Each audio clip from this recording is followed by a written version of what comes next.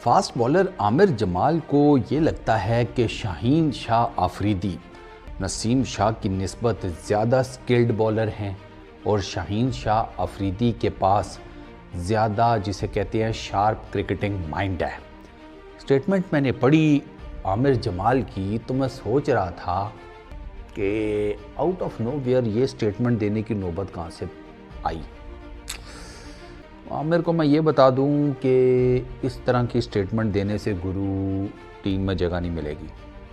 पहली चीज़, परफॉर्मेंस देनी पड़ेगी।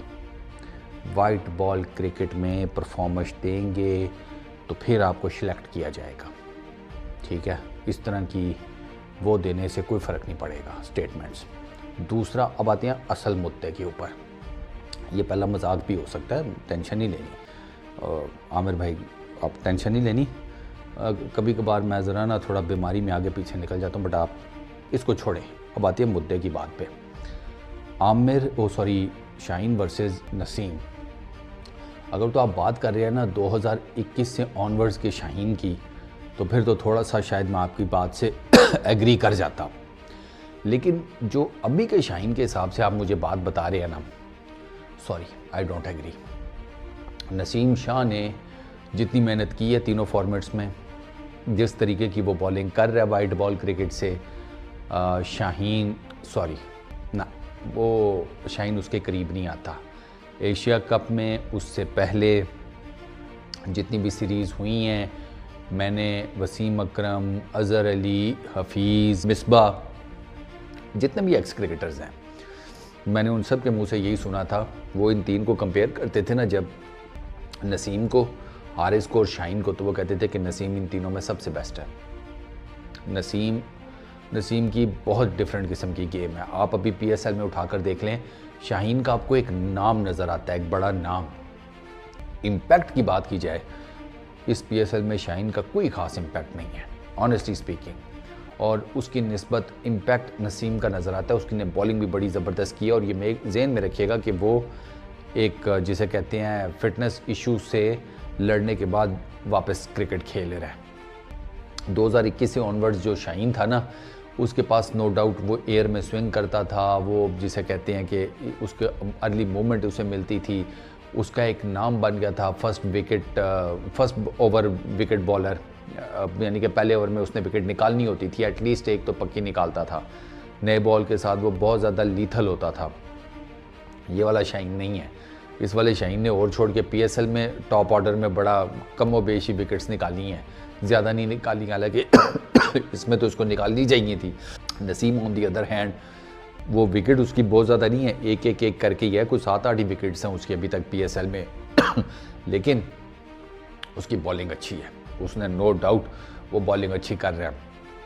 कंपैरिजन करने की ज़रूरत थी नहीं, ऑनेस्टली स्पीकिंग। अगर आप सिर्फ शाहीन की बात कर देते ना तो ठीक था। नसीम और शाहीन का एक तो देखें, नसीम जो पिच के ऊपर बॉल मार के जो मूवमेंट जनरेट करता है वो मैसिव होती है एज़ कम्पेयर टू शाहीन के। शाहीन के पास अभी ये वाला स्किल नहीं है, उसकी बॉल इतनी ज़्यादा पड़ के नहीं मूव आउट करती, ये मूवमेंट ठीक ठाक किस्म की जनरेट कर लेता है, और इस वजह से इस मामले में ये ज़्यादा लीथल है नसीम। क्योंकि बिल फर्ज आपको एक ऐसी कंडीशन मिल गई है जहाँ पर बॉल स्विंग नहीं हो रहा, तो एटलीस्ट वो जो पिच से आपको मूवमेंट जनरेट होती है वो तो नसीम कर सकता है। शाहीन वो इतनी खास कोई नहीं करता, आप चेक कर ले, ठीक है।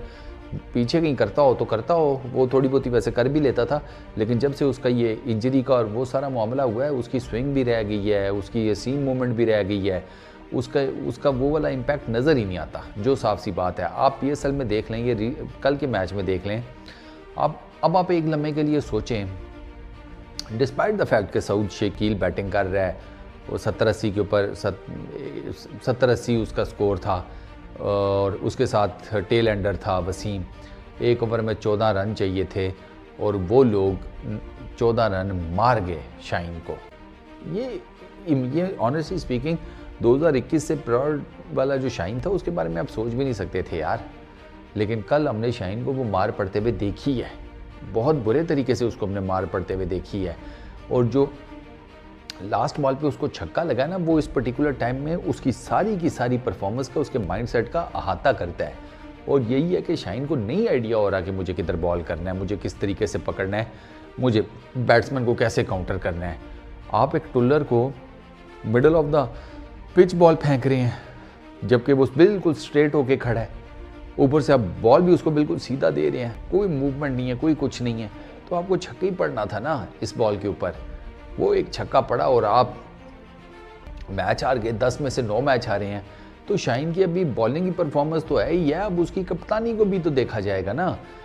शाहीन की कप्तानी आपके सामने है, बुरे तरीके से PSL में फेल हुआ है, फिर वो पाकिस्तान T20 इंटरनेशनल के लिए वो न्यूजीलैंड में फेल हुआ, अभी आगे भी उसकी सीरीज़ आनी है, उसकी अपनी परफॉर्मेंस कुछ नहीं हो पा रही सही करके, तो वो आगे पाकिस्तान क्रिकेट टीम को कैसे लीड करेगा।